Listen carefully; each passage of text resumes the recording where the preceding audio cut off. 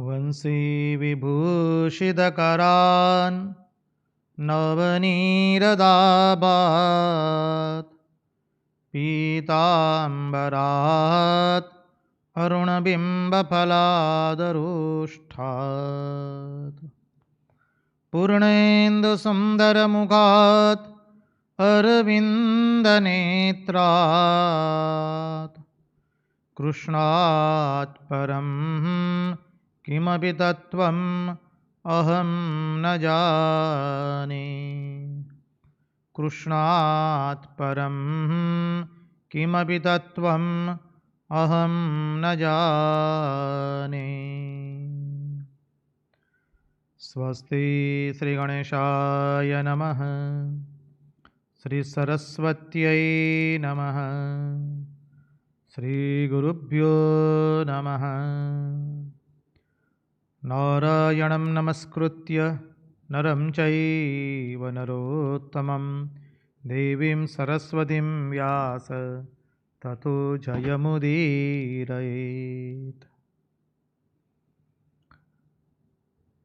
नमस्ते शारदे देवी सरस्वती मतिप्रदे वसत्वं मम जिह्वाग्रे सर्वविद्याप्रदा भव। अखण्डमण्डलाकारं व्याप्तं येन चराचरं तत्पदं दर्शितं येन तस्मै श्रीगुरवे नमः। सच्चिदानन्दरूपाय विश्वोत्पत्त्यादिहेतवे तापत्रयविनाशाय श्रीकृष्णाय वयं नुमः। ॐ नमः परमहंसास्वादित चरणकमलचिन्मकरन्दाय भक्तजनमानसनिवासाय श्रीरामचन्द्राय विश्वसर्गविसर्गादि नवलक्षणलक्षितं श्रीकृष्णाख्यं वरं धाम जगद्धाम नमामि तत्। ॐ स्थापकाय च धर्मस्य सर्वधर्मस्वरूपिणे अवतारवरिष्ठाय रामकृष्णाय ते नमः। मुखं करोति वाचालं पङ्गुं लङ्घयते गिरिं यत्कृपात्वमहं वन्दे परमानन्दमाधवम्। कृष्ण कन्हैया लाल की जय। भक्तवत्सल भगवान की जय। वृंदावन विहारी लाल की जय। भागवत भगवान की जय। भागवत भक्त भगवान की जय। भगवान श्री राम कृष्ण देव की जय। ओम नमो भगवते वासुदेवाय। नारायण नारायण नारायण नारायण। सर्वप्रथम हम पूज्यपाद आदि भवानंद जी महाराज के चरणों में हमारे हृदयपूर्वक के प्रणाम निवेदित करते हैं। तत्पश्चात रामकृष्ण आश्रम राजकोट के अध्यक्ष पूज्यपाद स्वामी निखिलेश्वरानंद जी महाराज के चरणों में हृदयपूर्वक के प्रणाम निवेदित करते हैं। उपस्थित पूज्यपाद प्रभु सेवानंद जी महाराज एवं पूज्यपाद शंकरेशानंद जी महाराज सह सभी सन्यासी महात्माओं एवं विरक्तों के चरणों में हमारे हृदयपूर्वक के प्रणाम निवेदित करते हैं। जो कोई भी इस दृश्य श्राव्य माध्यम से इस भागवत रसामृत का रसपान कर रहा है, उन सब के हृदय में निवासित उस अनंत अखंड अविनाशी परब्रह्म परमात्मा को मुहुर मुहुर वंदन करके आइए भागवत रसामृत में हम अवगाहन करें।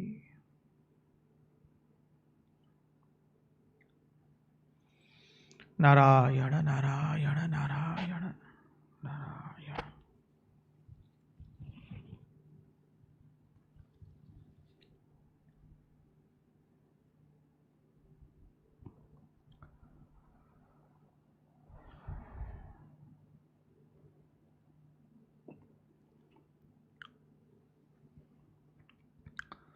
यं प्रव्रजन्तमनुपेतमपेतकृत्यं द्वैपायनो विरहकातर आजुहाव पुत्रेति तन्मयतया तरवोऽभिनेदु तं सर्वभूतहृदयं मुनिमानितोऽस्मि। नारायण नारायण। तो चलिए हम परमहंस शिरोमणि भगवान शुकदेव जी के चरणारविंद में बैठ करके हमारे मनमोहन, हमारे प्राण प्रिय भगवान श्री कृष्ण की लीला में अवगाहन करें। देखिए, दृश्य निर्माण हुआ है द्वारिका का। पर्यंक पर भूदेव ब्राह्मण देवता सोए हुए हैं और श्री कृष्ण उनकी चरण सेवा कर रहे हैं और भूदेव ब्राह्मण माता रुक्मणी का संदेश सुना रहे हैं।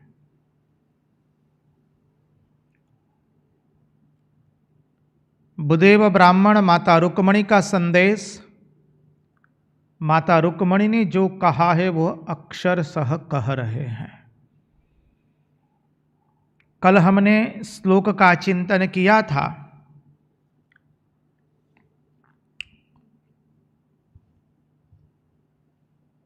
39वां श्लोक, तन्मे भवान् खलु वृत्तपतिरङ्गजाया आत्मार्पितश्च भवतोऽत्र विधेहि मा वीरभागमविमर्शतु चैद्य आराध गोमा युवन् मृगपतेर्बलिमम्बुजाक्ष।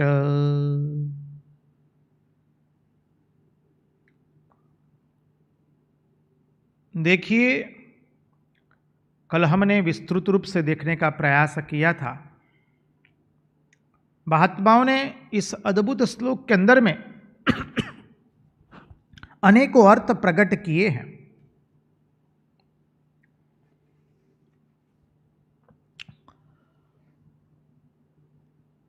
यहां पर भगवान ने कहा है, भगवान को कहा गया है, ब्राह्मण देवता कहता है, अंबुजाक्ष एक संबोधन किया, मृगपति के रूप में कहा गया।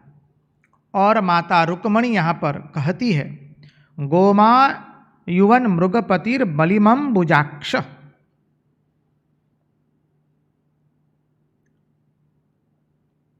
अब देखिए, कल हमारा ये बलि शब्द का अर्थ समझाना रह गया था। आइए उसके बाद वाले श्लोक में प्रवेश करने से पहले ये बलि शब्द के अर्थ को समझने का प्रयास कर ले। माता रुक्मणी कहती है, प्रभु मैं आपकी बलि बन चुकी हूं। गूढ़ार्थ में प्रवेश करे इस शब्द के, तो देखिए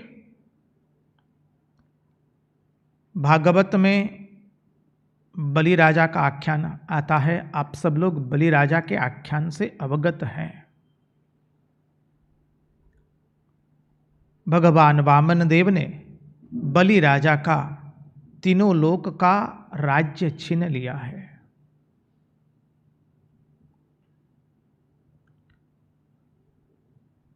हम उस प्रसंग के अंदर में नहीं जाएंगे। उस प्रसंग में जो अंतिम कड़ी है उसका इस शब्द से संगति लगानी है।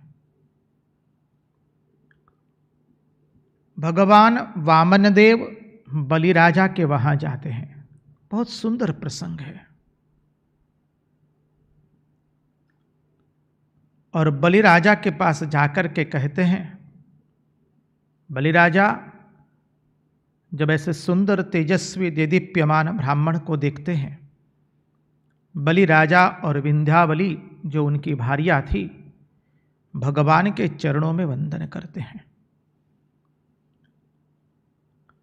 बलि राजा कहते, महाराज मैंने अनेक ब्राह्मणों की सेवा की है, पूजन किया है, लेकिन आपके जैसा तेजस्वी ब्राह्मण आज तक मैंने देखा नहीं है।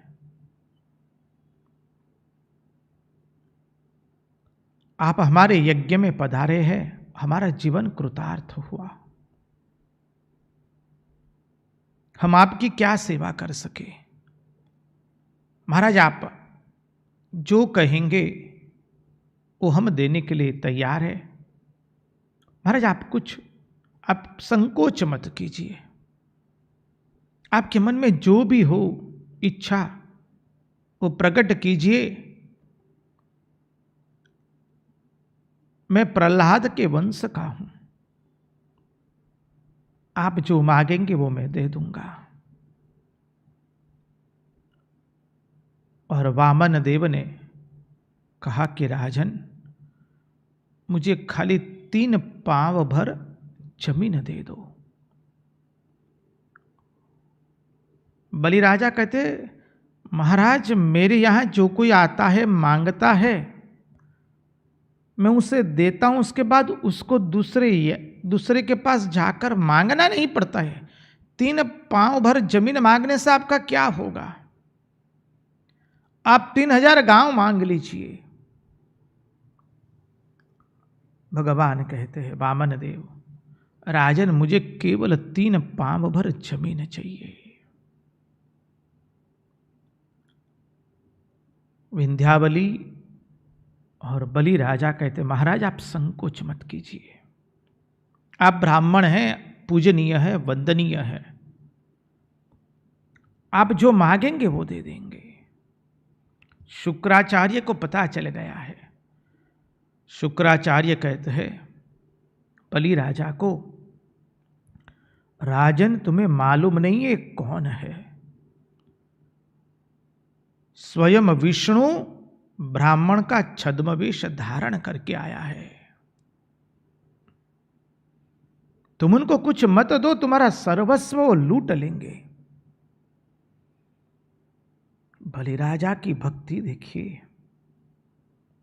हम तो बलिहार हो जाते प्रसंग पर। बलि राजा कहते हैं, महाराज आज तक तो मैं उनको ब्राह्मण जानता था, लेकिन जब आप कह रहे कि तो साक्षात विष्णु है। महाराज वो जो मांगेंगे वो मैं दे दूंगा। मैं वैष्णव हूं, मैंने तुलसी की कंठी पहनी है मेरे गले में। वैष्णव का नियम है, जिसमें भी वो तुलसी अर्पण कर देते हैं, तुलसी पत्र अर्पण हो जाता है, वो कृष्णार्पण हो जाता है। मैंने गले में तुलसी की माला पहनी है, मैं कृष्णार्पण हो चुका हूं। अब तक तो मैं उनको ब्राह्मण समझता था।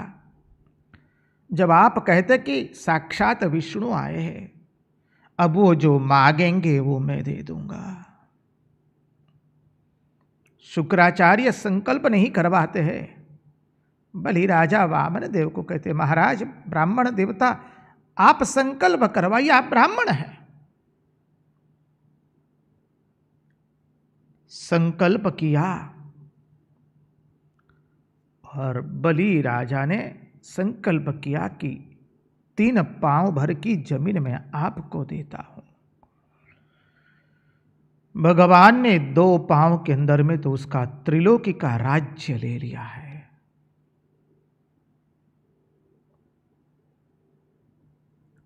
एक पांव में स्वर्ग का ले लिया, दूसरे पांव में भूलोक एवं पाताल लोक का राज्य ले लिया। अब भगवान क्रोधित होते हैं। बलि राजा को कहते, बलि अब तुम्हारे पास बचा क्या है जो तुम मुझे दे पाओगे? अब तुम्हारे पास कुछ बचा नहीं है। भगवान क्रोधित हो रहे हैं। बलि राजा कुछ समझ में नहीं आया पहले क्या हो गया। बलि राजा देखते भगवान वामन देव का विराट स्वरूप। बलि राजा विंध्यावली के साथ भगवान के चरणारविंद में गिर जाते। विंध्यावली बाएं पांव में भगवान को वंदन कर रही है, बलि राजा दाहिने पांव में वंदन कर रहे हैं। विंध्यावली भगवान को प्रार्थना करती है, प्रभु हमारा अहंकार हुआ है, हमें क्षमा कीजिए, हम कुछ देने के लिए लायक नहीं है, असमर्थ है। प्रभु हम हमारी अज्ञानता के कारण सोच रहे थे कि हम किसी को कुछ दे पा रहे हैं। प्रभु हम आपको क्या दे सकते हैं। भगवान क्रुद्ध हुए हैं। हम कथा के विस्तृतीकरण में नहीं जा रहे हैं, जो मुझे तात्पर्य सुनाना है। भगवान क्रोधित होकर के बलि राजा को भगवान ने वरुणास्त्र से बांध दिया है। वामनदेव क्रोधित होते हैं, क्षमा कीजिए, वामनदेव क्रोधित होकर के बलि राजा को वरुणास्त्र से बांध देते हैं। जब भगवान बांधने जाते हैं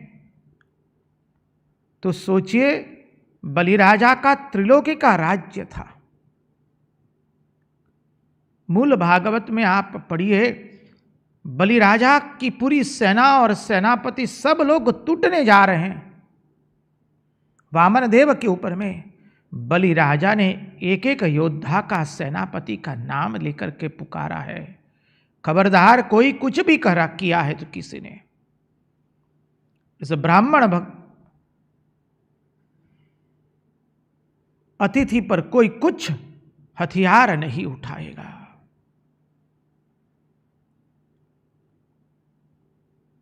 भगवान ने बलि राजा को बांध दिया है। बलि राजा बध चुके हैं। अन्यान्य पुराणों में बहुत सुंदर प्रसंग आता है, जब भगवान ने सब कुछ उनका छीन लिया और उनको वरुणास्त्र से बांध दिया, प्रहलाद जी प्रकट हो जाते हैं और भगवान की स्तुति करते हैं, वाह रे प्रभु वाह, मेरे पौत्र के पास से सब कुछ आपने छीन लिया। प्रभु अब आपका वो अनन्य शरणागत हो जाएगा। प्रभु आपकी लीला अनंत है। कभी कभी भगवान वज्रादपि कठोरानी से कृपा करते हैं हमारे ऊपर। वाह रे प्रभु आपकी कितनी कृपा है, मेरे संतान पौत्र के पास से सब कुछ आपने छीन लिया और उसको आपने अपना अनन्य शरणागत बना दिया। ये वज्रादपि कठोरानी है। तात्पर्य नंबर प्रथम, इस चरित्र में जो अद्भुत अद्भुत तात्पर्य है, प्रथम तात्पर्य यह है कि भगवान कभी कभी वज्रादपि कठोरानी की कृपा करते हैं। भगवान सब कुछ हमारा छीन लेते हैं ताकि हम संसार में किसी के ऊपर निर्भर न रहे। हमारा अपना कहने किसी को नहीं रखते हैं।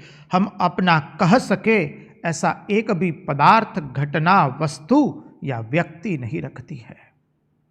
भगवान सब कुछ छीन लेते हैं ताकि जीव पूर्ण रूप से मेरा आश्रय ग्रहण करे। और तात्पर्य द्वितीय समझिए, बलि राजा का सर्वस्व चला गया और भगवान को वो समर्पित हो गए। बलि राजा ने कहा, प्रभु और एक तीसरा पांव आपको रखना, एक जगह खाली है। प्रभु कहते, बताओ बलि कहां खाली है। बलि राजा ने अपना मस्तिष्क भगवान के चरणों में रख दिया और बलि राजा कहते, प्रभु कृपा करके आप अपना श्री चरण मेरे मस्तिष्क पर रख दीजिए। वाह रे भगवु श्याम सुंदर, तुम्हारी बलिहारी क्या है। भगवान ने अपना चरण बलि राजा के मस्तिष्क पर रखा है। बलिराजा का भगवान ने सब छीन लिया। और अब भगवान का अनुग्रह देखिए, भगवान बलिराजा के बन गए। बलिराजा से भगवान ने सब छीन लिया। अब बलिराजा के भगवान बलिराजा के बन गए।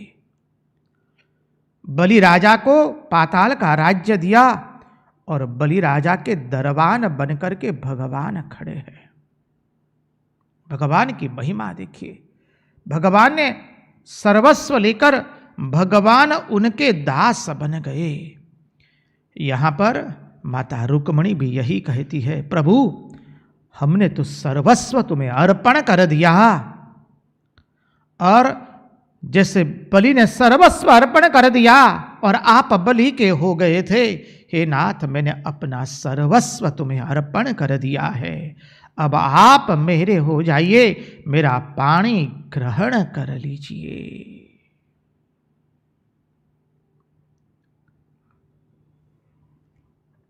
बहुत सुंदर संकेत दिया है माता रुक्मिणी ने यहां पर।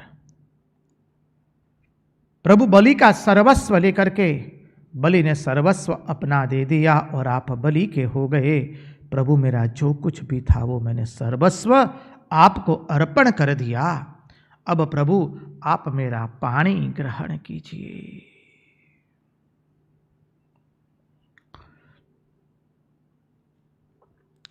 आत्मार्पितश्च आत्मः अर्पितः च। देखिए, परमात्मा को छोड़ करके अन्य कहीं पर भी हमने प्रीति की है तो वो कार्य बुद्धिमत्ता का कार्य नहीं है।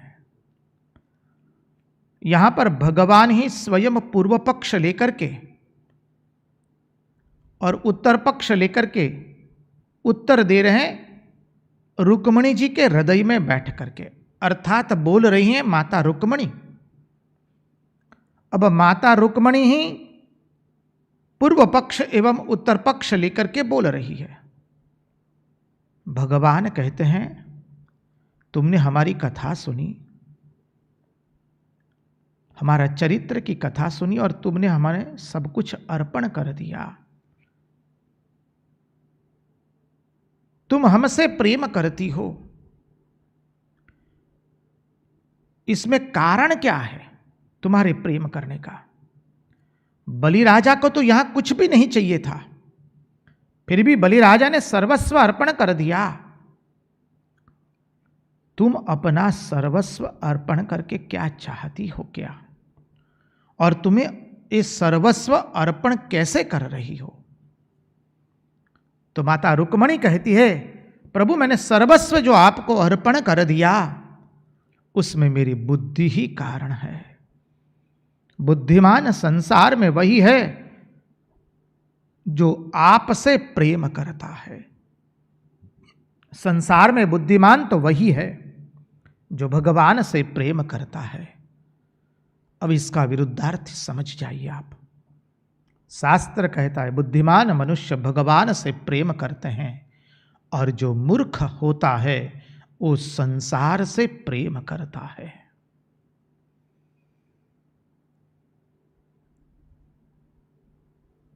संसार में दो ही चीज है, आप जानते हैं, एक जड़ है और दूसरा चेतन है। और बुद्धिमान जो होता है, पूरे एक संसार को एक घट के रूप में लिया जाए तो संसार जड़ है। कैसे जड़ है? संसार के सभी पदार्थ तो जड़ ही है और संसार के जो संबंधी आप कहते हैं अपने स्वजन, आत्मीयजन, प्रियजन, बंधुजन, मित्रजन, वो सब भी कैसे है? अरे उन्हीं का कुछ ठिकाना नहीं है। देखिए, जब व्यक्ति बीमार होता है तो आईसीयू में भर्ती कराया जाता है। यदि हृदय का दर्दी है तो आईसीसीयू में भर्ती कराया जाता है और दर्दी को वेंटिलेटर पर रखा जाता है। अभी तो कोरोना चल रहा है उसमें जब व्यक्ति को सांस की तकलीफ होती है तो उसे वेंटिलेटर पर रखा जाता है, और जहां वेंटिलेटर बंद हुआ वो व्यक्ति का सांस चलना बंद हो जाता है। तो संसार में जो आपको अपने संबंधी दिखाई दे रहे हैं, अनेक संबंधी होंगे आपके, मित्रजन से लेकर प्रियजन से लेकर आत्मीय जन से लेकर अनेक संबंधी जो मनुष्य आप देख रहे हैं संबंधों में, प्रत्येक मनुष्य यहां वेंटिलेटर पर कार्य करता है। वो कब बंद हो जाएगा उसका कोई भरोसा नहीं है। ऐसी ये अनिश्चिततापूर्ण संसार है। यहां एक ही निश्चित है कि यहां परिवर्तन निश्चित है, बाकी सब कुछ अनिश्चित है यहां पर। तो जब ऐसा संसार प्राप्त हुआ है, मात्रा स्पर्शास्तु कौन्तेय शीतोष्ण सुख दुखदा आगमा पायिनो नित्यास्तान स्थिति क्षस्व भारत। जब सब कुछ यहां अनिश्चित है तो बुद्धिमान मनुष्य कभी संसार से प्रेम नहीं करता है। बुद्धिमान मनुष्य ये जो चलित संसार है उसके पीछे जो अचल भगवान है, परम चैतन्य है, उसे ब्रह्म कहिए, परमात्मा कहिए या भगवान कहिए, उसी से वह प्रेम करता है। इसलिए मीराबाई का आप लोगों ने भजन सुना होगा, मीराबाई की बात आप जानते हैं। हमारा मीराबाई बार बार यही कहती है, वैसे वर को कौन वरे जो जन्मे अरु मर जाए। ऐसे वर को कौन वरे जो जन्मे अरु मर जाए। वर वरिये गोपाल जू जैसे चुडलो अमर हो जाए। वर वरिये गोपाल जू जैसे चुडलो अमर हो जाए। ऐसे वर के साथ कौन ब्याह करेगा जो आज है कल मर जाएगा। इसलिए रंगवदूत महाराज ने लिखा है, मर्त्य नारी मन नागमे वारी मारी नार योग सम मम सुंदरी वारी जाऊ तन्नाम पर। मर्त्य नारी मन नागमे, अरे जो उस नारी की मृत्यु होने वाली है उस नारी मुझे कतई पसंद नहीं है। उसका अर्थ ही क्या है? वो तो मूर्ख है जो उसके प्रति आकृष्ट होता है।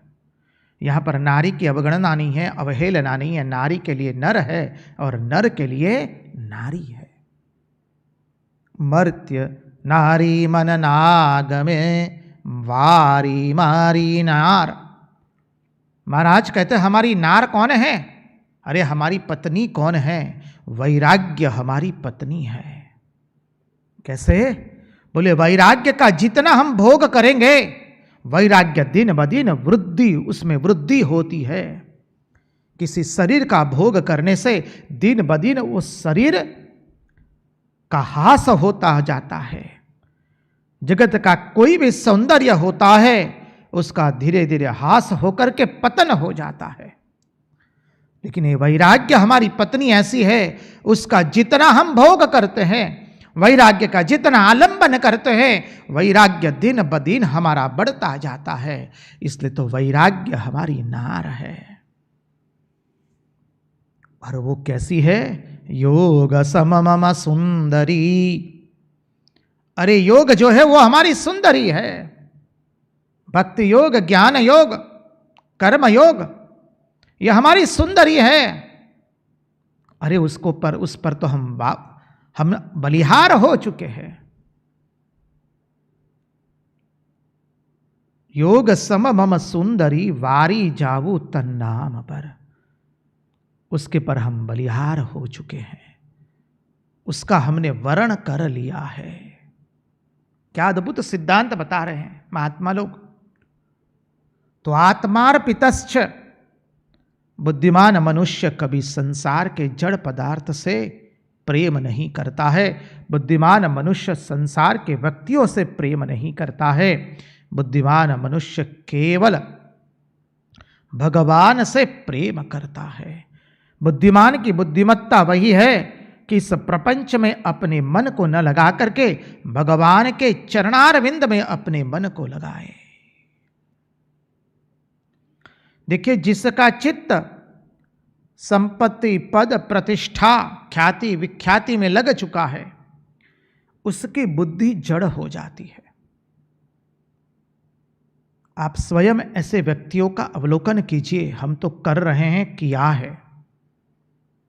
जिसकी बुद्धि इस संसार में मिल गई, अर्थात पद, प्रतिष्ठा, ख्याति, विख्याति, धन, ऐश्वर्य, उसमें जिसकी बुद्धि लग गई, फिर वह बुद्धि जड़ बन जाती है। वो बुद्धि सूक्ष्म नहीं बनती। वो बुद्धि सदैव अशांत रहती है, चंचल रहती है, स्वार्थ परायण हो जाती है। अरे ऐसी हो जाती है, पिता पुत्र का नहीं रहता है, पुत्र पिता की परवाह नहीं करता है, स्वजन स्वजन की परवाह नहीं करता है। ये बुद्धि जड़ होने से क्या दुर्दशा होती है, उसका उदाहरण है। देखिए, मछली जो होती है वो कहाँ जीवित रहती है और कहाँ उसे आनंद आता है? जहाँ पर गहरा पानी होता है वहीं पर मछली अधिकतर आनंद प्राप्त करती है, जहाँ पानी में गहराई होती है। तो मछली का जीवन ही जल होता है और मछली आनंद प्राप्त करती है गहरे जल में। वैसे ही जैसे मछली का जीवन जल है, वैसे इस जीव का जीवन भगवान ही है। इस जीव का जीवन ईश्वर ही है केवल। ये हम समझे या न समझे, मनुष्य का जीवन केवल ईश्वर ही है। जब मनुष्य के जीवन में ईश्वर नहीं रहेगा तो मनुष्य आनंदित नहीं रह पाएगा। मनुष्य पल पल दुखी होगा। हम जीवन में दुखी क्यों हैं? क्योंकि हमारे जीवन में पल पल हम केवल संसार ही चाहते हैं, संसार के भोग चाहते हैं। भगवान ही इस मनुष्य का जीवन है। इसलिए भगवान ने 15वें अध्याय में कह दिया, भगवान कहते हैं ये जीव मेरा अंश है। ममैवांसो जीवलोके जीवभूत सनातनः।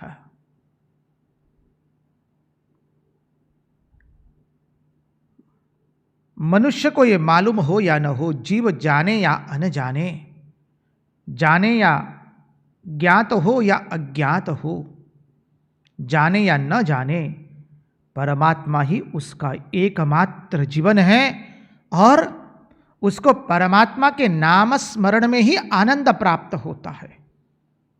जगत के भौतिक पदार्थ से उसे आनंद प्राप्त नहीं हो सकता है कतई। इसलिए हम सब लोग गाते ना, बचपन से गाते हैं, सुना है, नाम संकीर्तन भी करते हैं।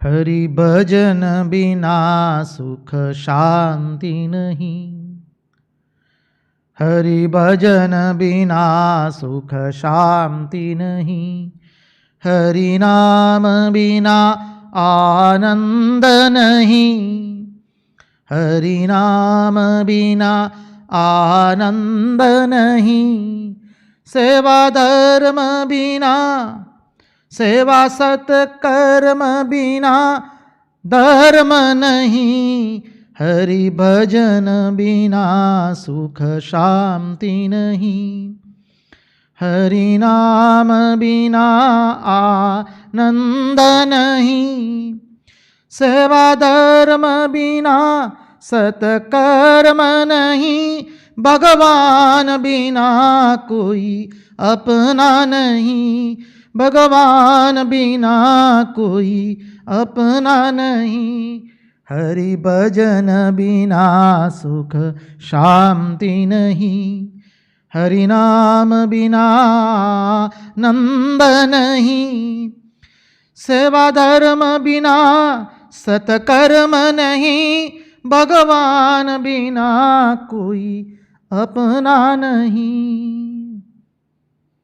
भगवान के बिना कोई अपना है ही नहीं, हरि भजन के बिना कहीं सुख शांति नहीं है, सेवा एवं धर्म के बिना दूसरा कोई सत्कर्म नहीं है। तो ये मनुष्य जगत के जड़ पदार्थ से सुख लेना चाहता है, शांति प्राप्त करना चाहता है, इसलिए मनुष्य अधिकांश दुखी होता है। इसलिए यहां पर माता रुक्मणी कहती है, प्रभु हमने अपना आत्मार्पितश्च कर दिया है, हमने सर्वस्व आपकी चरण में अपना सर्वस्व अर्पण कर दिया है। अब देखिए, माता रुक्मणी कहती है, प्रभु हमारे हृदय में दूसरी कोई कामना नहीं है। यहां पर एक सुंदर सिद्धांत है तत्वार्थ का, महात्मा लोग समझाते हैं, यदि हमारे हृदय में कोई कामना है भी तो चिंता मत कीजिए। निष्काम होने का सर्वश्रेष्ठ सरल उपाय बताते हैं महात्मा लोग।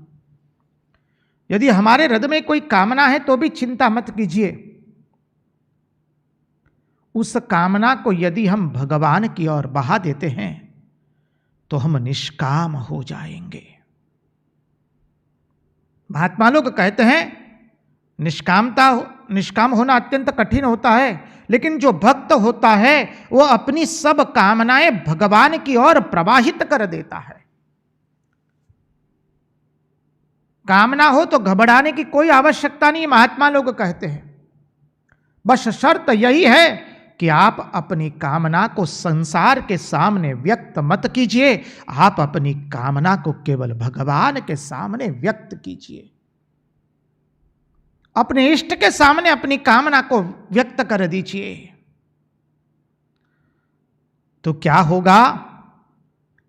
भगवान आपको निष्काम बना देंगे और संसार के सामने अपनी कामना को प्रकट करेंगे तो संसार आपके मन को दुख, अशांति और क्लेश से भर देंगे। देखिए, हमारे में कामना है तो हमें संसार के सामने प्रकट नहीं करना है, हमें भगवान के सामने उसे प्रकट करना है निष्काम होने के लिए। उदाहरण से समझिए,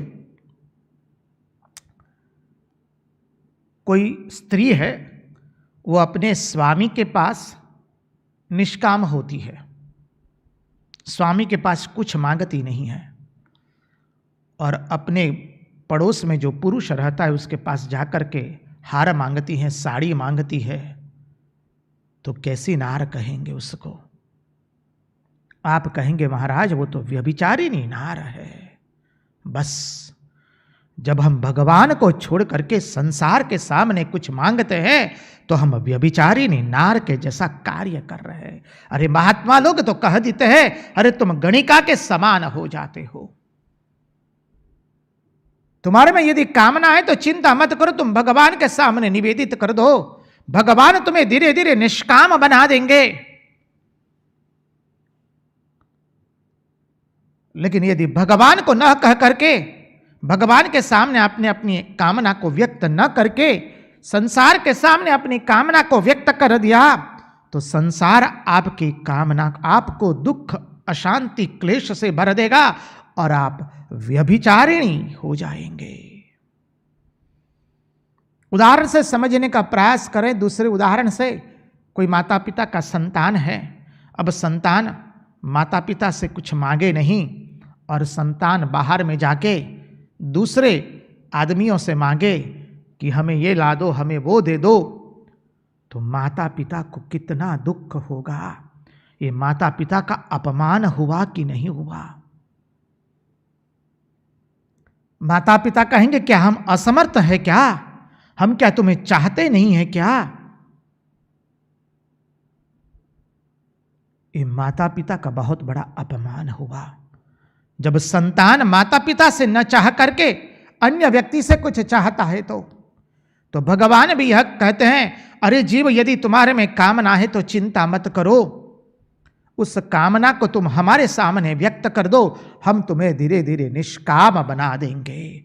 इसलिए महात्माओं ने कह दिया, तुम्हारे में कामना है तो चिंता मत करो जीव, तुम भगवान को उस कामना का निवेदन कर दो। आप संसार में कितने भी निष्कामता से रहिए, एक दिन वो संसार आपके अंदर में कामना जगा करके ही रख देगा। ये संसार का नियम है, समझिए। संसार ऐसा है कि हम संसार के साथ कितना भी निष्काम होकर के रहने का प्रयास करें, लेकिन एक न दिन वह संसार हमारे हृदय में कामना जगा ही देता है। और भगवान के साथ हम कितनी भी कामना से जुड़े, लेकिन भगवान ऐसे अद्भुत है, भगवान ऐसे निष्काम है कि एक न एक दिन हमारे में वो निष्कामता ला ही देते हैं। भगवान की भगवत्ता है, समझिए। इसलिए वो जीव अपनी कामना को तुम भगवान के सामने व्यक्त करो, संसार के सामने कतई व्यक्त मत करो। यह बहुत अद्भुत सिद्धांत समझ आया है यहां पर। इसलिए माता रुक्मणी कहती है कि प्रभु, इसलिए हमने तो हमारी सभी कामनाएं आपको अर्पण कर दी है। हम आपको अर्पित हो चुके हैं, आत्मा अर्पितश्च, और हम आपको जो अर्पित हुए हैं उसमें कोई हमारा एहसान नहीं है। प्रभु, हम आपके थे और आपके ही रहेंगे।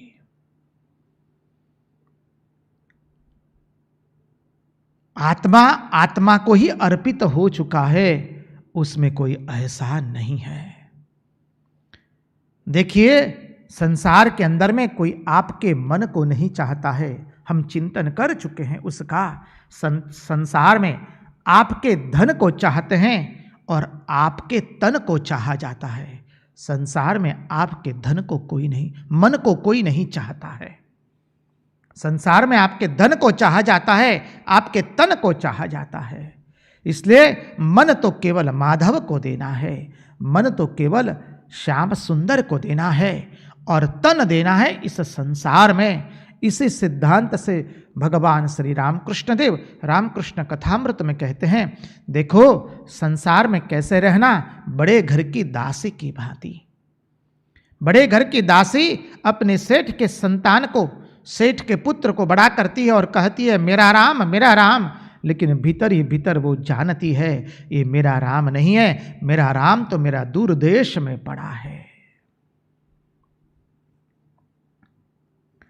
ये इसकी विशेषता है।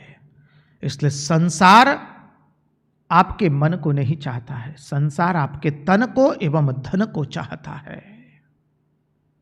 और हम समझते क्या है, अरे संसार में हमारे मन की तो कोई कीमत ही नहीं करता है, हमारे मन को ही कोई नहीं समझ पाता है।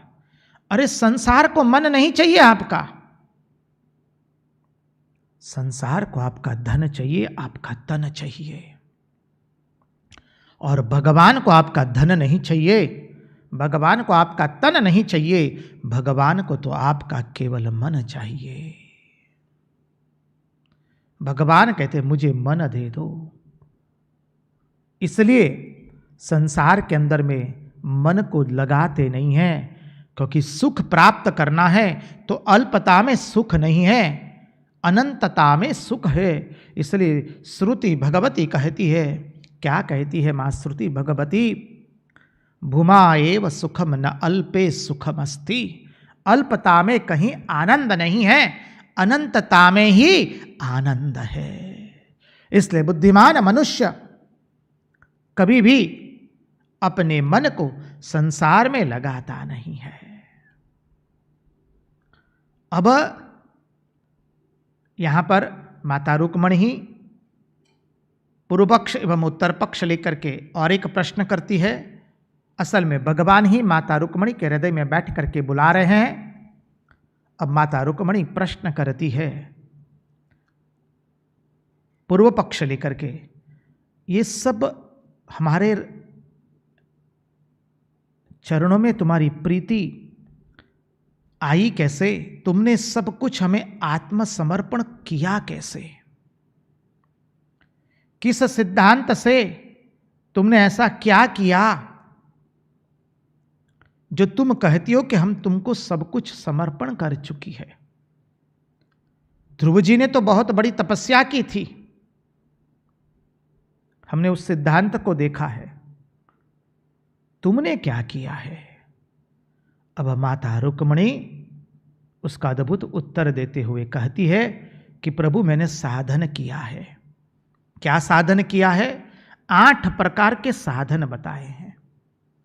और माता रुक्मणी कहती है प्रभु मैं इस जन्म से नहीं कर रही हूं, मैं जन्मों जन्म से, 1-2 जन्म से नहीं, जन्मों जन्म से प्रभु मैं वही आपके चरणों में मेरी मन की मति गति और रति बनी रहे, जन्मों जन्म से। इसलिए मैं ये सब साधन कर रही हूं आपका वरण करने के लिए, आपका पाणी ग्रहण करने के लिए। हे नाथ मैं जन्मों जन्म से वो साधना कर रही हूं। और क्या साधना कर रही है? श्लोक में माता रुक्मणी बताते हैं, पुरुतिष्ठ दत्त नियम व्रत देव विप्र गुरुवर्चनादि भिरलम भगवान परेश। क्या सुंदर कहा है। पुरुतिष्ठ दत्त नियम व्रत देव विप्र गुरुवर्चनादि बिरलम भगवान परेश। आराधितो यदि गदाग्रज एत्यपाणिं गृणातु मेन दमघोष सुतादयोन्ये। प्रभु मैं जन्मों जन्म से कर रही हूं। 8 साधन बताए, केवल 8 नहीं, इसके बाद लिखा गया है आदि, अर्थात इत्यादि, एक्सेट्रा। तो 8 प्रमुख साधन क्या बताती है? कहती है पूर्ते मनी पूर्त करवाना, इष्ट पूर्त करवाना अर्थात कुआं खुदवाना, जलाशयों का निर्माण करवाना, उसको कहते पूर्त कराना। फिर कहती है इष्ट अर्थात यज्ञ यागादि कार्य किए हैं, और ये सब मैं जन्म जन्मांतर से करके आ रही हूं। पूर्त कराना अर्थात कुआं खुदवाना, यज्ञ यागादि करना।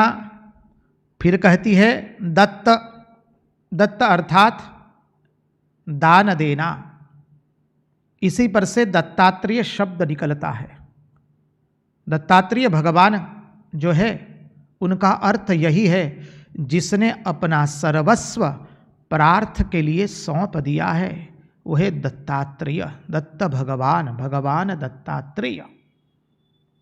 अत्रि ऋषि एवं मां अनसुया के पुत्र, भागवत में कथा आती है उनकी। तो दत्त अर्थात दान देना। तत्पश्चात है नियम। मैंने नियम रखे हैं जीवन में, मैंने व्रत किया है, आज से नहीं जन्म जन्मांतर से कर रही हूं। फिर देव पूजन किया है, फिर विप्र पूजन किया है, और अंत में गुरु पूजन भी किया है, इत्यादि 8 साधन हो गए। गिन लीजिए। पहला हुआ है प्रथम पूर्त करवाना अर्थात कुएं खुदवाना। द्वितीय है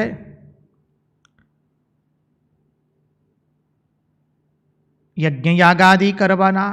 तृतीय है दान देना। चतुर्थ है नियम पालन करना। पंचम है व्रत लेना। षष्ठम है देव पूजन। सप्तम है विप्र पूजन। अष्टम है गुरु पूजन, आचार्य पूजन इत्यादि। अब देखिए, विष्णु पुराण के अंदर में प्रसंग आता है, कोई 10 कुआं खुदवाए तो उसको एक जलाशय खुदवाने का पुण्य मिलता है।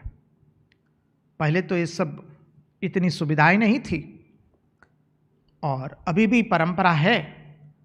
पहले आज से 60, 70, 100 साल पहले लोग कुएं खुदवाते थे ताकि वर्षा ऋतु में वो जल से भरा रहेगा। बाद में वर्षा ऋतु के चले जाने के बाद लोग उसमें से जल पी सकते हैं, और आज भी गांव में कुएं मिलते हैं। तो 10 कुएं खुदवाने से एक जलाशय के निर्माण का पुण्य मिलता है। क्यों ऐसा? तो कुआं खुदवाने से अधिकांश मनुष्य ही उसमें से जल पी सकता है, और कोई कोई पक्षी जल पी सकते हैं, पशु जल नहीं पी सकते उसमें से। और कुएं में से जल निकालने के लिए साधन होना चाहिए, तभी उसमें से हम जल निकाल पाते हैं। इसलिए कहते, यदि आप 10 कुएं खुदवाए उसकी जगह एक जलाशय खुदवा देते हैं तो जलाशय मनुष्य, पशु, पक्षी, कीट सब लोग आसानी से जल को पी सकते हैं। इसलिए 10 कुएं खुदवाने बराबर एक जलाशय का निर्माण करने का पुण्य मिलता है।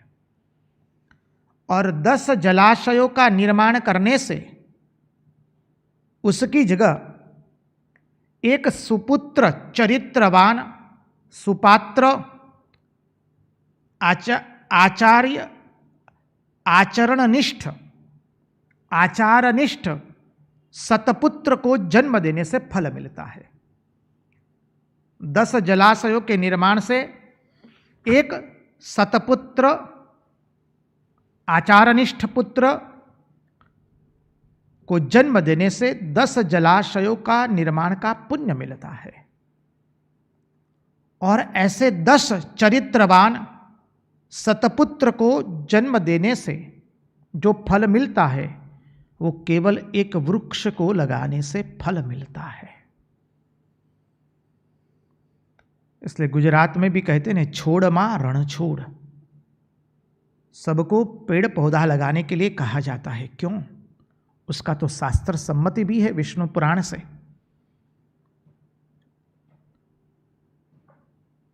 तो ये सब जो कर्म है,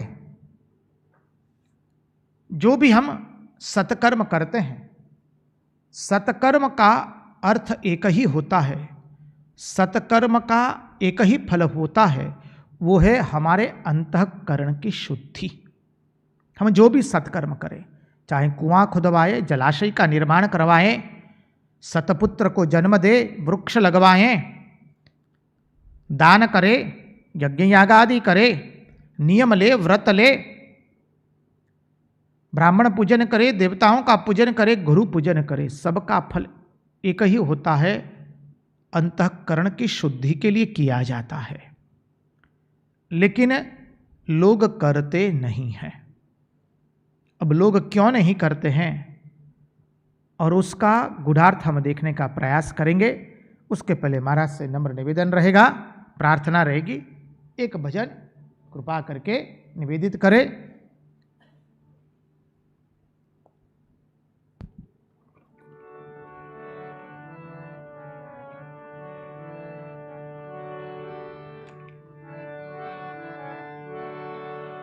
अमने राखो सदा तव चरण, अमने राखो सदा तव चरण।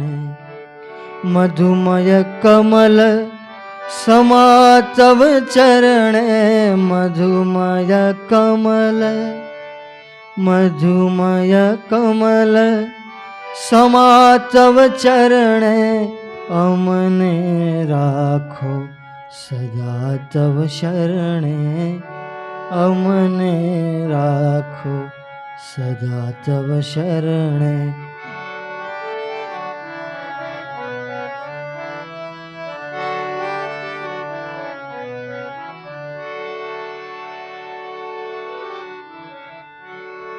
अमति मिरे तब तेज जगव जय, अमति मिरे तब तेज जगव जय।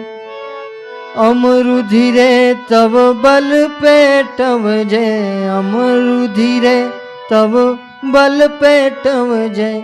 अम अंतरमा तब पद धर जय, अम अंतरमा तब पद धर जय।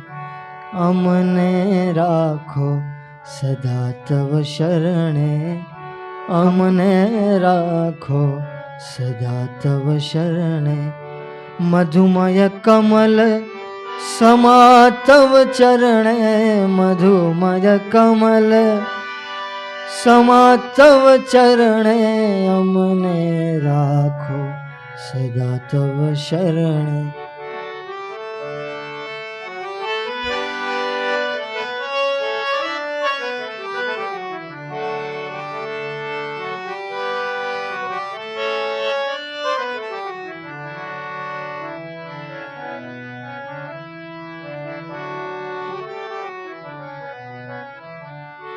अगाध ओ आकाश समा तव, अगाध हो आकाश समा तव।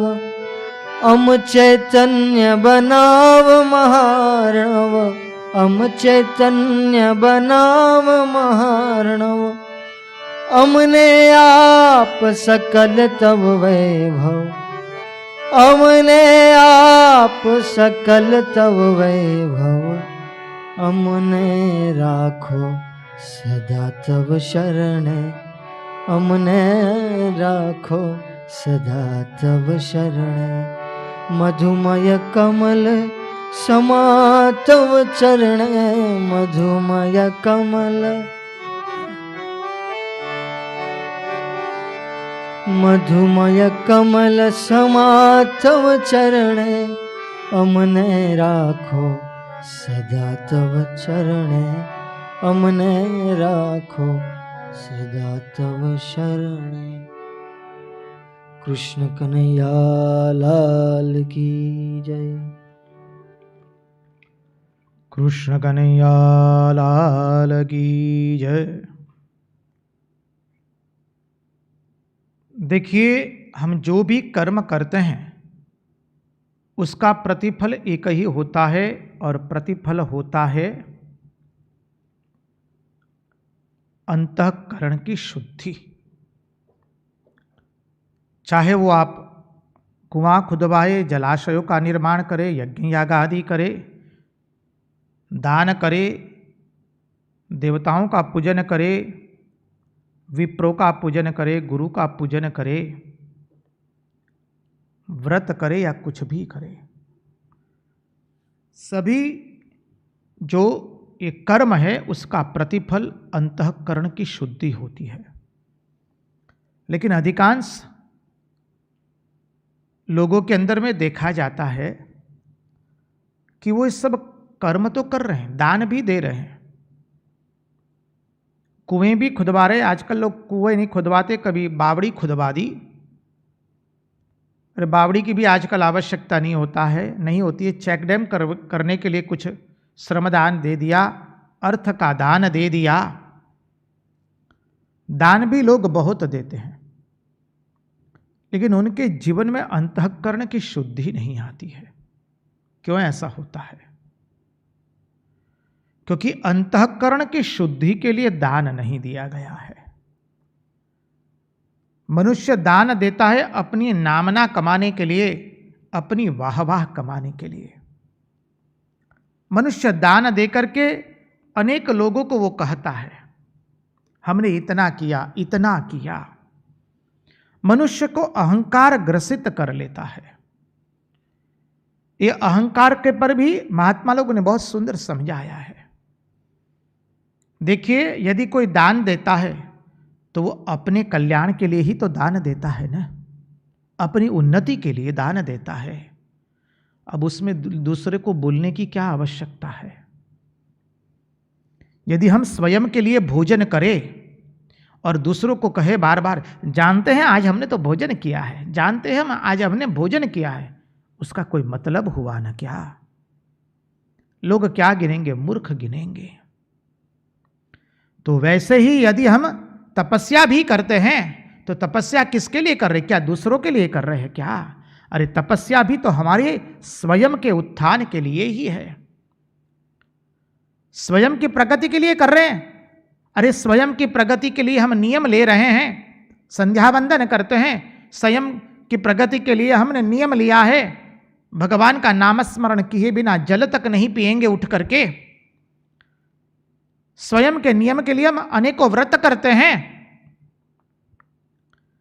वो सब स्वयं के लिए करते, दान देते हैं, सेवा करते हैं।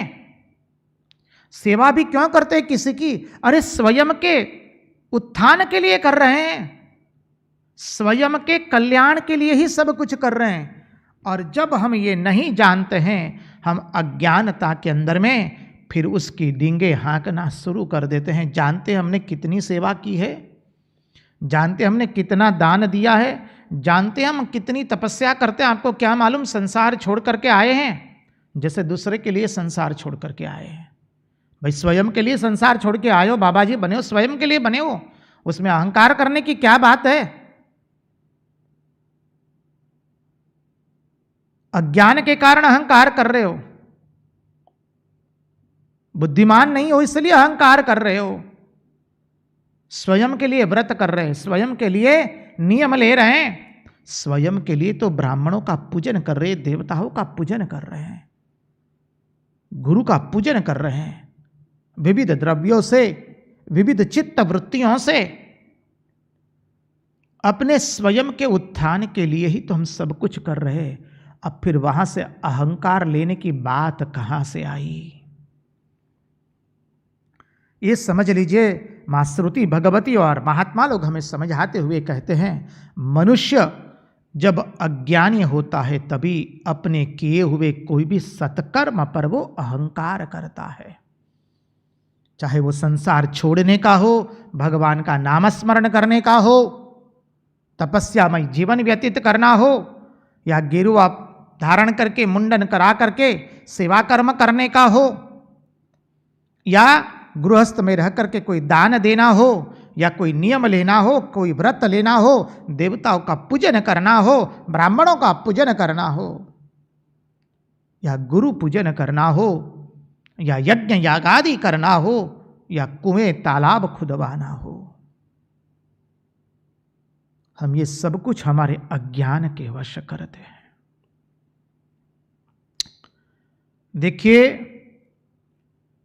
देवताओं का पूजन जो लिखा है, देवताओं के पूजन के अंदर में श्रौत एवं स्मार्त कर्म दोनों आ जाते हैं। श्रौत कर्म वेद विहित कर्म होता है, स्मार्त कर्म पुराण एवं स्मृतियों में जो वर्णन आता है उसके अनुसार होता है। तो माता रुक्मणी कहती है, मैंने श्रौत एवं स्मार्त कर्म दोनों का पालन किया है, दोनों धर्म का पालन किया है, और आज से नहीं जन्मों जन्म से कर रही हूं। मैंने बावड़ियां खुदवाई, सरोवर खुदवाए, बावड़ियां, कुएं खुदवाए हैं, दान किया है, नियम लिया है, व्रत किए हैं। देखिए, जीवन में कोई ना कोई नियम लेना आवश्यक है। जब हम नियम नहीं लेते हैं तो इंद्रियां विषयासक्त हो जाती है, इंद्रियों का संयम नहीं रहता है। इंद्रियां पवित्र होती है, शुद्ध होती है संयम से, इसलिए कोई ना कोई नियम लिया जाता है। महात्मा लोग समझाते अधिक नियम लेने की भी आवश्यकता नहीं है, नहीं तो व्यक्ति नियम से आबद्ध अधिक हो जाता है। लेकिन जीवन में नियम लेना अत्यंत आवश्यक है, क्योंकि जब नियम लेंगे न तब क्या होगा, हमारे मन के साथ युद्ध शुरू होगा। 5-6 दिन तो ठीक नियम से चलेगा, 7वें 8वें दिन के बाद हमारा मन जो तूफानी घोड़ा के समान है, वो मन कहेगा, अरे अभी तक तो हमारे ऊपर कोई सवार नहीं था, अब कोई सवार हमारे पर सवार हो गया है और हमें अंकुश में रखता है। ये नियम, व्रत, उपवास इत्यादि हमारे मन को अंकुश में रखने के लिए हैं, और नियम, व्रत, उपवास इत्यादि भगवान के चरण में हमारे मन में मति, गति और रति रहे हमारे मन की, हमारे मन में भगवान के चरणारविंद में प्रीति जगे, उसके लिए होता है। जो भी सेवा कार्य हम करते हैं वो केवल उसका उद्देश्य भगवान के चरणारविंद में प्रीति प्राप्त करने के लिए होता है। धर्मस्य यापवर्गस्य नार्थोर्थायोपकल्पते नार्थस्य धर्मैकान्तस्य कामो लाभाय हि स्मृतः कामस्य नेन्द्रियर प्रीतिर्लाभो जीवेत यावता जीवस्य तत्वजिज्ञासा नार्थो यश्चेह कर्मभिः।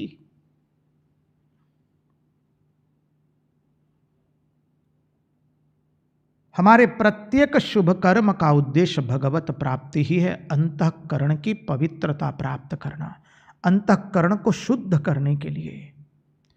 लेकिन लोग दान देते हैं, कुएं खुदवाते हैं, यज्ञ यागादि करते हैं, नियम लेते हैं, व्रत लेते हैं।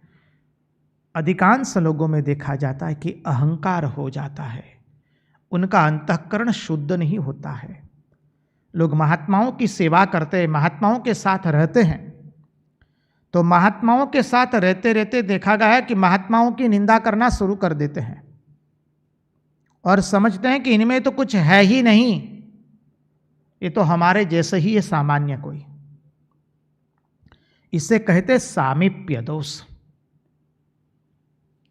देखिए, कई लोगों के जीवन में देखा जाएगा महात्माओं के साथ रहते हैं लेकिन उनके जीवन में कुछ परिवर्तन नहीं हुआ है, उनका अंतःकरण कुछ पवित्र नहीं हुआ है। क्यों? तो देखिए, महात्मा लोग संगति लगाते हुए कहते हैं, महात्मा के पास जो कोई भी आता है केवल भगवान में मन लगाने के लिए नहीं आता है, अनेक लोग अनेक उद्देश्य से आते हैं।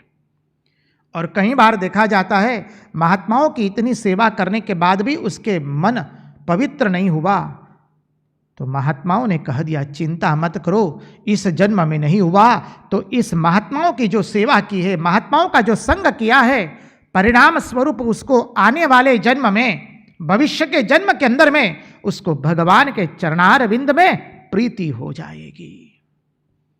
महात्मा लोगों ने संगति लगाते हुए कहा है, महात्माओं की सेवा, महात्माओं का संग कभी विफल नहीं जाता है।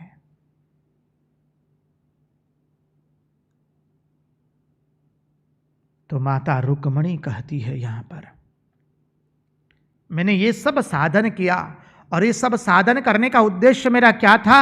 एकमात्र परमात्मा आपके चरणारविंद के अंदर में प्रीति, आप मेरा पाणी ग्रहण करे, इसी के लिए ही मैंने ये सब किया है। पूर्त करे किए, इष्ट अर्थात यज्ञ याग आदि किए, नियम लिए, व्रत लिए, दान किए,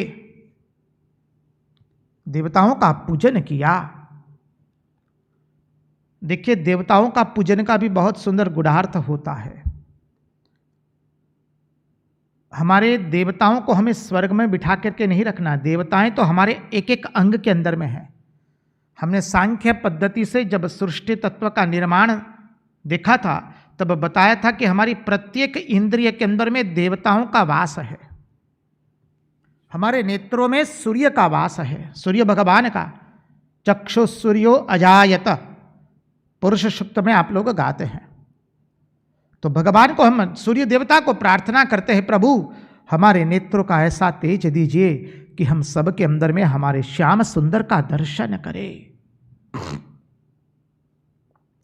हाथ के देवता इंद्र है तो भगवान से इंद्र से प्रार्थना करते हैं, जहां जहां सत्कर्म होता हो, जहां जहां सेवा होती हो, धर्म का अनुसरण होता हो, ओ इंद्र देवता आप हमारे हाथ के देवता है, कृपा करके आप अपने हाथ से उसके अंदर में कुछ सेवा कार्य कर दीजिए।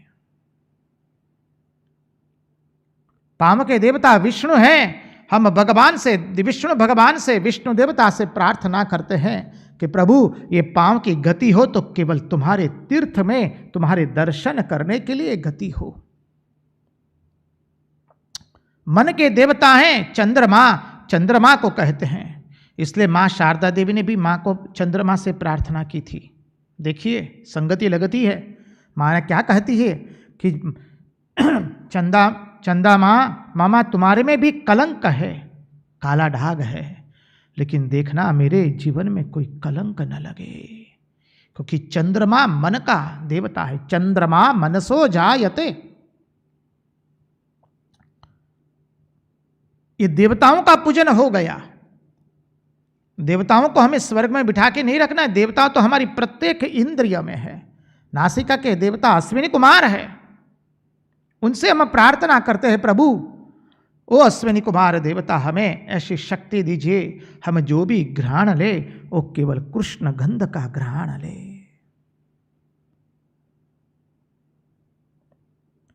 तो माता रुक्मणी कहती है कि हमने ये सब जो 8 हमने साधन किए वो जन्मों जन्म से कर रहे हैं। पुरतिष्ठ दत्त नियम व्रत देव विप्र गुरुवर्चनादि बिरलम भगवान परेश। अब तो बहुत सुंदर कहा। दूसरी पंक्ति देखिए, आराधितो यदि गदाग्रज एत्य पाणिम गृणातु मेन दमघोष सुतादयोन्ये। आराधितो, समझिए,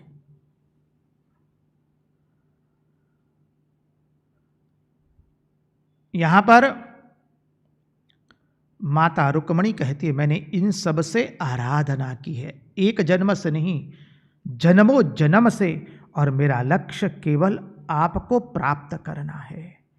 आराधितो यदि गदाग्रज, यदि मैंने जन्मों जन्म से यही सब को लेकर के आपकी आराधना कर की है और आपको प्राप्त करने के लिए, तो वो गद के अग्रज, भगवान का विशेषण है गदाग्रज, वो गद के अग्रज।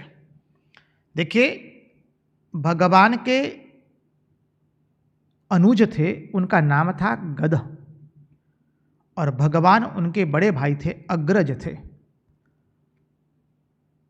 वसुदेव को देवकी के सिवा और उनकी 6 पत्नियां थी, देवकी की 6 बहनें उनकी पत्नियां भी थी, और उनको श्री कृष्ण के बाद संतानें हुई है। महात्मा लोगों ने सुंदर संगति लगाई है, वैष्णव आचार्य संगति लगाते हुए कहते हैं, अब भगवान श्री कृष्ण का प्रगटीकरण हो गया और मथुरा पर भगवान का राज्य स्थापित हुआ, तो क्या वसुदेव जी किसी भार्या के साथ संग करके क्या वंश निर्माण करेंगे, अपनी संतति को जन्म देंगे? बोले जी ना, भगवान का दर्शन हो गया, उसके बाद संतति निर्माण का कार्य नहीं हो सकता है। तो बोले फिर कैसे हुआ? क्योंकि सुभद्रा जी भी भगवान से छोटी थी, सुभद्रा जी भगवान की बहन। तो बोले कैसे हुआ है? तो वैष्णव आचार्य समझाते हैं कि भगवान को अपने वंश का विस्तार करना है, यदुवंश का, क्योंकि यदुवंशी कंस के समय में बहुत अल्प मात्रा में रह गए थे, और वो जो रह गए थे वो भी छुप छुप करके रहते थे। कंस, जरासंग, शिशुपाल, शाल्व इत्यादि के त्रास से जब भगवान ने मथुरा में कंस का उद्धार कर दिया और मथुरा पर यदुवंशियों का राज्य स्थापित किया, तो यदुवंशी अत्यंत अल्प मात्रा में रह गए थे। अब भगवान चाहते कि यदुवंश का विस्तार हो, इसलिए भगवान वसुदेव जी के अंतःकरण में बैठ करके इस यदुवंश का विस्तार करवा रहे हैं। इसलिए यहां पर भगवान का एक विशेषण प्रयोग किया गया, गदाग्रज। वो गद के अग्रज भगवान के लिए विशेषण है, गद के अग्रज। तो माता रुक्मणी कहती है कि यदि मैंने जन्म जन्मांतर से ये सब साधना की केवल आपको प्राप्त करने के लिए, और कोई उद्देश्य नहीं, दान देने के पीछे मेरा कोई उद्देश्य नहीं था, एक ही उद्देश्य था कि मैं आपके श्री चरण में शरणागत बन जाऊं। नियम का भी वही उद्देश्य, व्रत का भी, देव पूजन का, गुरु पूजन का, सब 8 साधनों का लक्ष्य एक ही था, आपका पाणी ग्रहण करने का, आपके शरणागत होने का, आपके अर्धांगिनी बनने का। और यदि मैंने ऐसा किया हो तो वो गद के अग्रज आराधितो यदि गदाग्रज एत्य पाणिम घृणातु मेन दमघोष सुतादयोन्ये, तो आप मेरा वरण कीजिए, ना कि घृणातु मेन दमघोष सुतादयोन्ये। दमघोष सुत अर्थात दमघोष के पुत्र शिशुपाल जो है वो मेरा पाणी ग्रहण न करे, वो मुझे स्पर्श तक न कर पाए। दमघोष सुतादयोन्ये आदि शिशुपाल आदि मुझे स्पर्श तक न कर सके। मैंने ये सब किया हो जन्म जन्मांतर से केवल आप ही की प्राप्ति के लिए, तो ओ प्रभु शिशुपाल आदि मेरा स्पर्श तक न कर सके। अब देखिए माता रुक्मिणी कौन सी दृष्टि से शिशुपाल, शाल्व इत्यादि कामी राजाओं को देखती है। मां कहती है कि यदि प्रभु आपने यदि हमारा पाणी ग्रहण नहीं किया न, तो कोई बात नहीं, हम तो व्रत करके हमारे शरीर को सुखा देगी, हम हमारे शरीर का त्याग कर देगी, और शरीर का त्याग हो जाएगा, फिर भी उसके बाद भी हमारे शरीर को ये कामी राजाएं स्पर्श तक नहीं कर पाएंगे। पूर्ण आत्मसमर्पण की बात कर रही है मां रुक्मिणी जी यहां पर। और यही बात करते करते माता रुक्मिणी आगे के श्लोक में अद्भुत कहती है, स्वभाविनी त्वमजितोद्वहने विदर्भान् गुप्तः समेत्य पृतनापतिभिः परीतः निरमथ्य चैद्यमगेन्द्र बलं प्रसह्य मां राक्षसेन विदिनोद्वह वीर्यशुल्काम्। माता रुक्मिणी कहती है, स्वभाविनी त्वम जितोद्वहने विदर्भान् गुप्तः समेत्य पृतना पतिभिः परीतिः। भगवान कहते हैं, अर्थात रुक्मिणी मां ही पूर्व पक्ष और उत्तर पक्ष लेकर कहती है कि हम तुम्हें लेने के लिए आएंगे, लेकिन तुम तो रहती हो अंतःपुर के अंदर में, तो हम आवेंगे कैसे? इसलिए माता रुक्मिणी कहती है, देखिए हे नाथ, वो मेरे स्वामी। माता रुक्मिणी को युद्ध विद्या का भी ज्ञान है, उनके जो शत्रु है वो कितने बलशाली है, कितने बलवान हैं, उनका भी ज्ञान है। इसलिए माता रुक्मिणी कहती है कि प्रभु आप गुप्त रूप से आइए और अपने सेनापतियों को लेकर के आइए। जब आप गुप्त रूप से अपने सेनापतियों को लेकर के आएंगे, आकर के इस विदर्भ देश में आप आइए,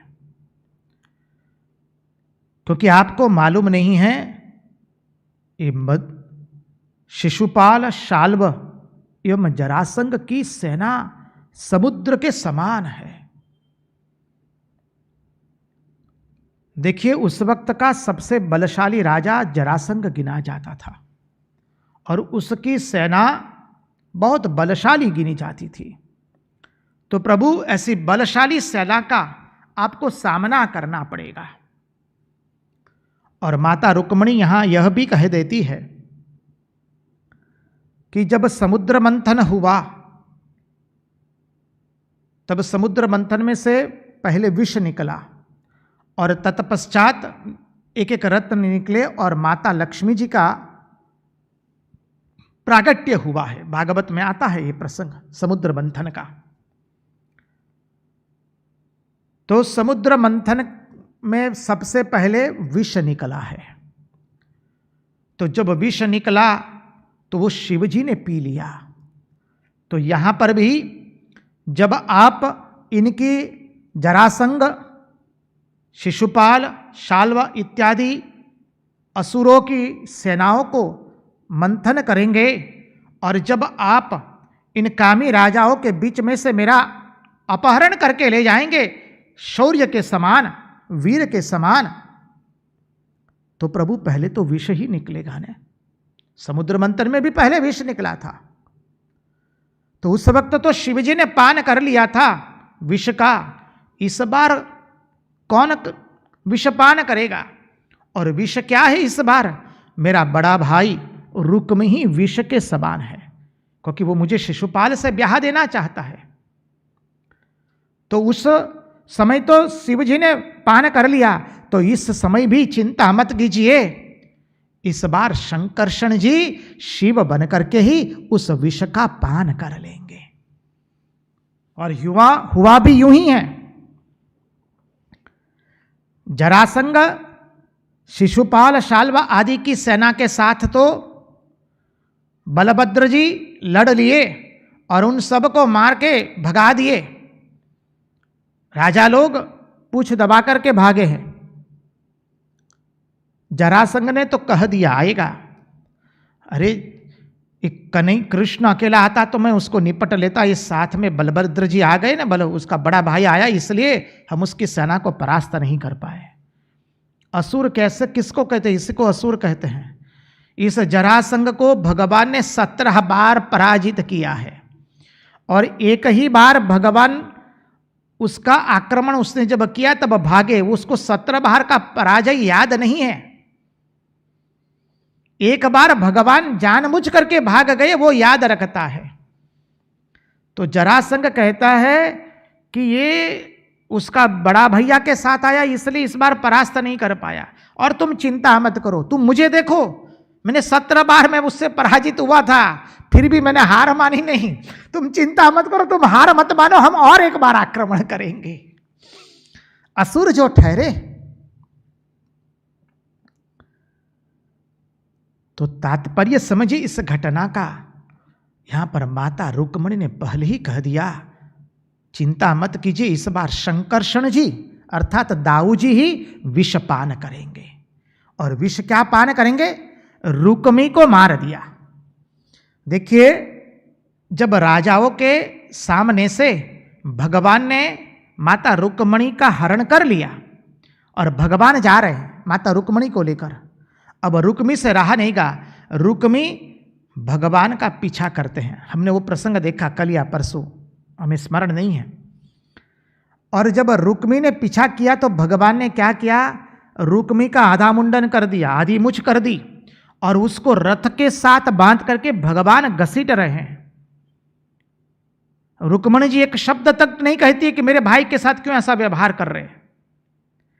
और उतने में शंकरषण जी आते हैं, दाऊ जी आते हैं, और दाऊ जी ने भगवान को ठपका दिया है, थोड़ा मीठी डांट लगाई है। अरे साले के साथ कोई ऐसा व्यवहार करता है क्या? अरे वो तुम्हारा साला है कन्हैया, तुम क्या कर रहे हो, छोड़ो इसको। और दाऊ जी ने रुक्मी को छुड़वाया है। अब देखिए, दाऊ जी भगवान की लीला में बीच में आ गए। अब यही दाऊ जी जब उनके पुत्रों का ब्याह रुक्मी के पुत्र माने लड़कियों के साथ, या उनकी लड़कियों का ब्याह रुक्मी के पुत्रों के साथ होता है, तब यही दाऊ जी क्रोधित होकर के रुक्मी का वध कर देते हैं। दाऊ जी ने ही वो विषपान कर दिया, दाऊ जी ने ही रुक्मी को छुड़वाया। रुक्मी अर्थात विष है, और रुक्मी का उद्धार कर दिया वो भी दाऊ जी ने ही कर दिया बाद में। इसके दोनों संगति लगती है। भगवान के कार्य में वो बीच में पड़े, इसलिए बाद में वही कार्य उनको ही करना पड़ा। और भगवान साले को मार देते तो भगवान पर कलंक लगता, अरे भाई अपने साले को मार दिया तुमने। तो कहती है रुक्मिणी जी कि आप चिंता मत कीजिए, वो विषपान भी शंकरषण जी दाऊ जी करने वाले हैं। जब समुद्र मंथन के समय विषपान शिव जी ने किया था, तो इस बार भी दाऊ जी ही वो विषपान करने वाले हैं। इसलिए माता रुक्मणी जी कहती है, स्वभाविने गुप्त रूप से आइए, समेत्य पृतनापति भी परीतः, अपने सेनापतियों को लेकर आइए। साथ में सेना को लेकर आने की बात नहीं कही है, सेनापतियों को साथ में लेकर के आइए प्रभु, ताकि आप अपने आप को सुरक्षित रख सके। और माता ने बहुत सुंदर यहां पर बात की, आगे वाले श्लोक में वो संगति लगती है। माता रुक्मणी ने कहा कि देखिए, आप सेनापतियों को लेकर के आइए। गुप्त रूप से क्यों कहा? क्योंकि यदि आप मानी प्रकट रूप से आ गए और कहीं पहले युद्ध हो गया शिशुपाल साल्वा और जरासंध के साथ, तो प्रभु मैं चाहती नहीं हूं कभी आपका पहला युद्ध हो। पहले आप मुझे अब वर्ण कर लीजिए, मैं आपका वर्ण कर लूं, मैं आपके चरणाश्रित हो जाऊं, फिर प्रभु आप युद्ध कीजिए। क्योंकि प्रभु आप तो अजीत है, आने वाला है श्लोक, उसमें पहला संबोधन ही भगवान को किया है, अजीत। प्रभु बाद में आप युद्ध कीजिए ना, जितना करना है, लेकिन पहले आप युद्ध करेंगे तो हम तो जीवित नहीं रह पाएंगे। प्रभु हमसे देखा नहीं जाएगा, क्योंकि तब आपने हमारा पानी ग्रहण नहीं किया है। और प्रभु जीत तो आपकी ही होने वाली है, लेकिन हम चाहते नहीं है कि प्रभु हम शरणागत हुए आपके, उसके पहले युद्ध आरंभ हो जाए। हम आपके शरणागत होकर के युद्ध हो, वह चाहते हैं। साधक चाहता है कि प्रभु हम आपके शरणागत हो जाए, तत्पश्चात काम क्रोध लोभ मोह मद एवं मात्सर्य के साथ हम युद्ध करें। और वो कौन से घड़ के अंदर में? इस शरीर रूपी विदर्भ नगरी के अंदर में है।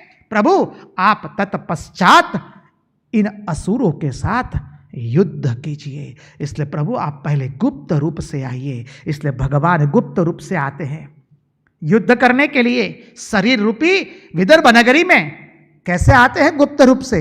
भगवान पहले अपनी कथा के रूप में हमारे हृदय में प्रवेश हो जाते हैं। प्रविष्ट कर्ण रंध्रेण स्वानाम्बा बसरोरुहम दुनोति समलम कृष्ण सलीलस्य यथा शरत।